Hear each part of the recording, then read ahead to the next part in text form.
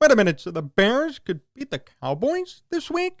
Sports Talk Chicago, here with Jon Zaghloul. In this video, we're going to break down the Bears-Cowboys game coming up on Sunday and explain why the Bears have a very good chance at winning and stunning America once again. If you're new to the channel, subscribe, set up notifications so you don't miss a thing. We talk Chicago Bears daily. We also have special interviews and guests, former Bears players and media members who cover the Bears and other teams here in Chicago. Make sure you follow me on Twitter and Instagram at Jon Z Sports, Facebook Jon Zaghloul. To watch more of this show, head on over to sportstalkchicago.com.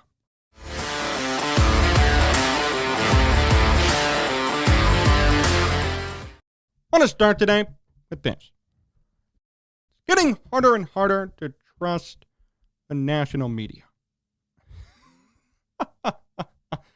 They did say the Bears would be the worst team in football. Obviously not true.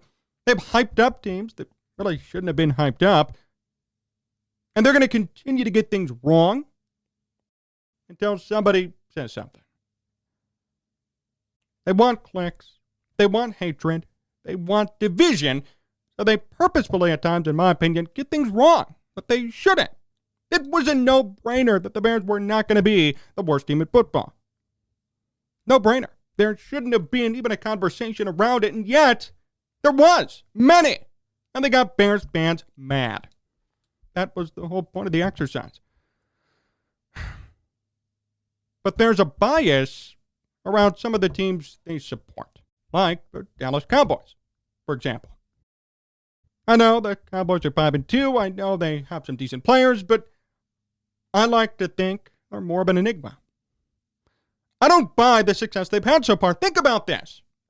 Cooper Rush has come in, filled in for Dak Prescott, who's been hurt, goes 4-1. As a starting quarterback, 5 touchdowns, 3 picks, 5 games, 1,000 yards. He's averaging about 200 yards per game, about 1 touchdown per game, and almost 1 pick per game. An 80.1 passer rating. Those are extremely unimpressive numbers. How the hell did the Cowboys win? Well, let's look at some of the teams they faced.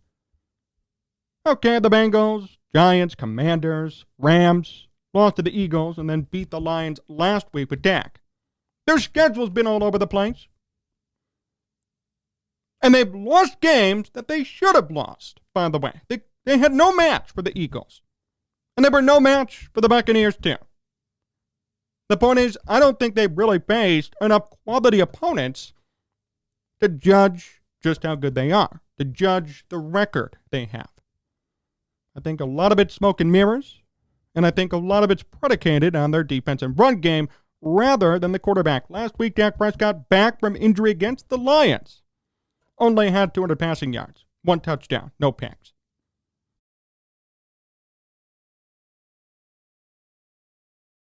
I'm not impressed by what Dallas brings to the table this week. I'm not sold on what they're trying to sell me and everybody, and what the media, keyword, is trying to sell everybody. The national media continues to hype up the Cowboys because they're America's team. America's team, my ass. I don't buy this. And I know at some point it is going to come crashing down. They're not going to win the Super Bowl. And I think if they continue to meet their maker week in, week out, they may not even make the playoffs. Going it right now. They have a lot of injuries, and they have a tougher schedule coming up. They got the Packers, the Vikings, the Giants again. The Eagles again. Nothing is guaranteed for the Cowboys. And with their head coach on the hot seat, Dak Prescott, trying to get back from an injury, Ezekiel Elliott out, I think anything's possible. So this week, the Bears and the Cowboys will face off on Fox at noon. I don't think this is going to be a runaway Cowboys win.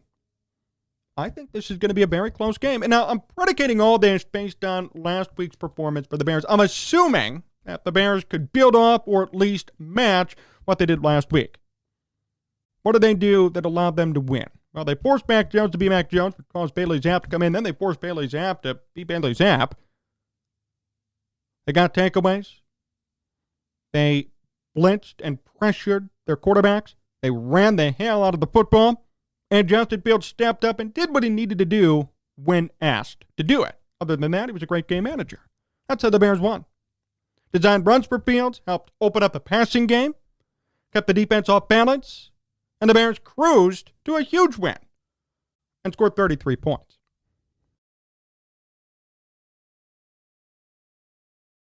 I think it's going to be much of the same for this week. Very similar in the game plan for the Bears. Now, number one, I would say this.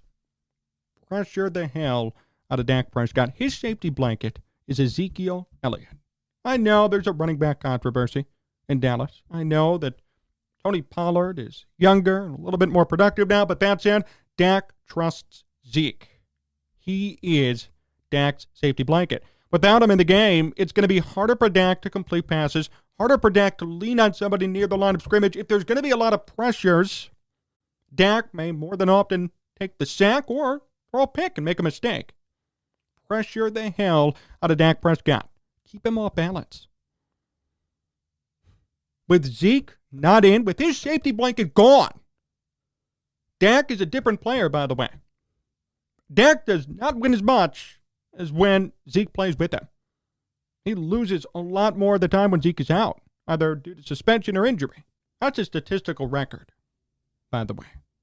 This was a big storyline back in 2018, 2019, not so much now, but it still stands, the concept. Dak Prescott does better when Ezekiel Elliott's in the game. That's his safety blanket. That's who he relies on and trusts when he's in trouble.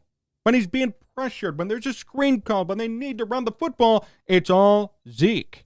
But when Zeke isn't in, how will Dak adjust? Historically speaking, not good. Now, the Bears are going to have to try and protect Justin Fields. Micah Parsons is the concern.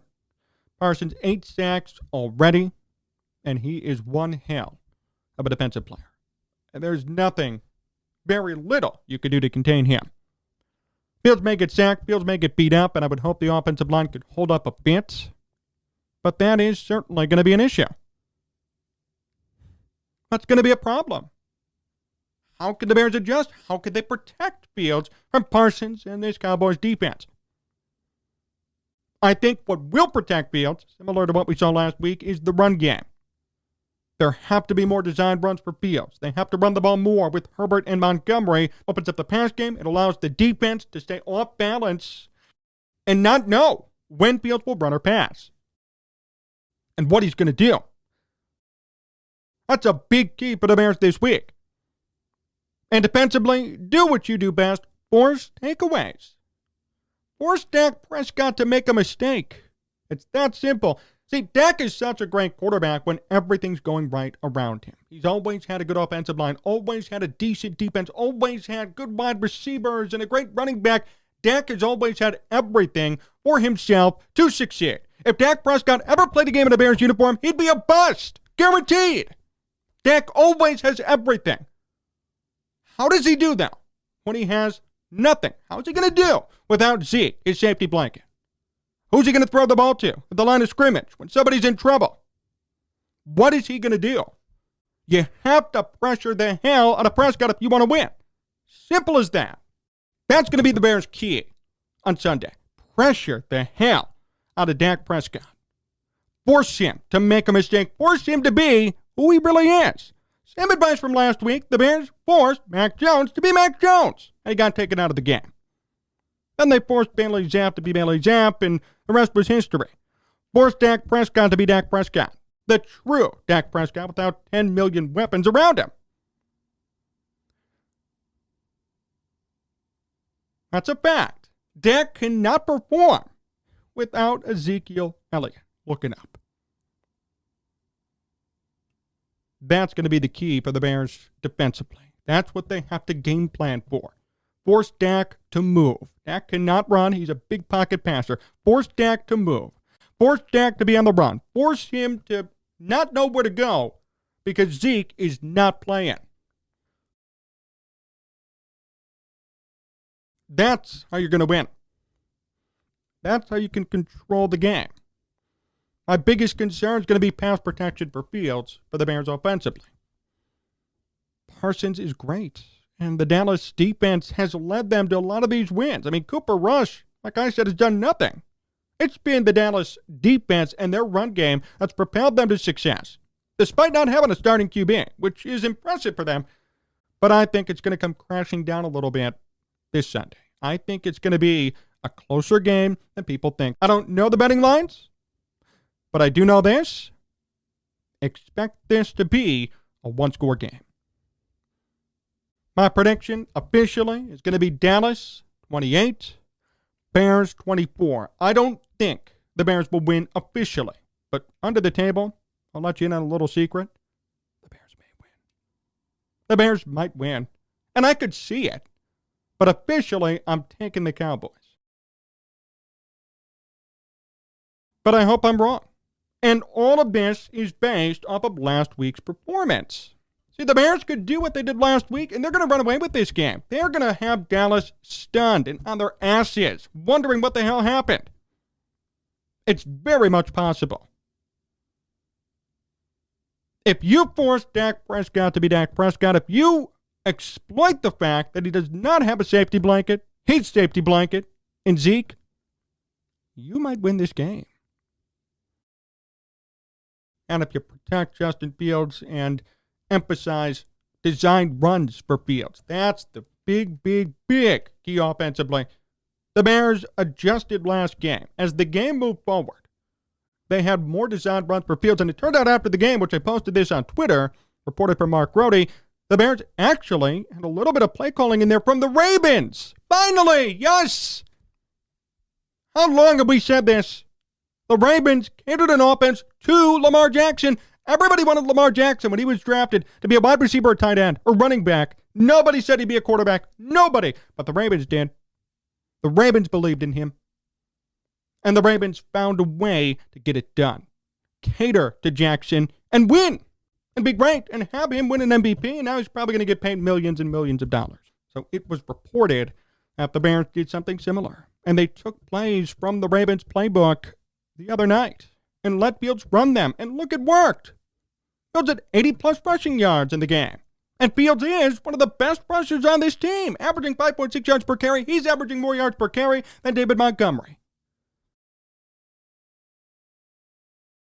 That was a huge positive that we didn't find out about till a couple of days after the game, and it's resonating with me. The Bears are finally showing some evidence that they can cater to Justin Fields. That was the first time I've ever seen them actually make an offense that caters to his strengths, not the Bears, or not Getsy's, or Nagy's, or Eberflus's. His. We need to see more of that, and I hope we do on Sunday. If there are more designed runs for Justin Fields, they're going to win this game.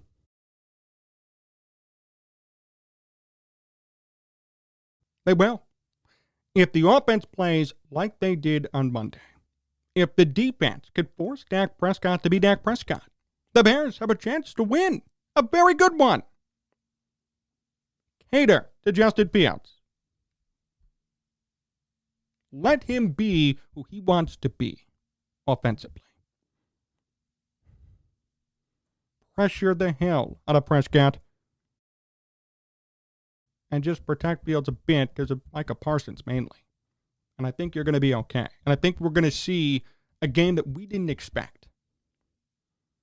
My official pick is 28-24. Cowboys win. You can hate me in the comments and hate me on game day when the Bears do win on the live stream. We're going to do another one of those. But I'm just going to say that for now. Cowboys win, but like there seems to be every week for this Bears team, there's a path to victory. I was wrong about this Bears team. Every week we talk about a game or a matchup, it seems as if they have a path to victory. And last week they did, even though I picked them to lose miserably. The Bears last week had a path to victory. They followed it. They won. I think the question is going to be moving forward, how much do the Bears want to win? How much can they execute and follow the paths and follow their strengths to a win? There's another way for the Bears to win this week. Protect Justin Fields, call more designed runs, and pressure the hell out of Dak Prescott. Make him be who he really is without Zeke. That's it. You do those three things, you're going to win. And we're going to be celebrating again. That's why I said I might have been wrong about this team fully, because every single week, although everybody picked the Bears to be one of the worst teams in football, they seem to have a path and a way to winning. As mediocre as they are, as their issues pile up, and as things need to be resolved for the Bears, I'll tell you what, they're still a competitive football team at this stage in their rebuild. I like that. That makes me feel very good about the future. The Bears have a chance this weekend to beat the Dallas Cowboys in front of everybody in America. They have a chance to stun everyone again. And by the way, if they do win, that makes it a turning point for this season. A lot on the line coming up, and I'm hopeful that the Bears will make this competitive. But I wouldn't be surprised if they won. I don't pick it officially. But if they win, I'm going to be pretty happy, and I hope they prove me wrong like they did last week. Pressure Prescott. Force him to be who he's supposed to be without Zeke. Protect Fields and run more plays that cater to Fields. Take more plays out of that Baltimore playbook, and you're going to win. There's a path to victory. Once again, there is. It's all up to the Bears to execute and make it happen. Thanks for watching today's show. Really appreciate your time. Remember, follow me, Twitter and Instagram, Jon Z Sports, Facebook, Jon Zaghloul. Want to watch more of this show? Head on over to sportstalkchicago.com. So long, everyone.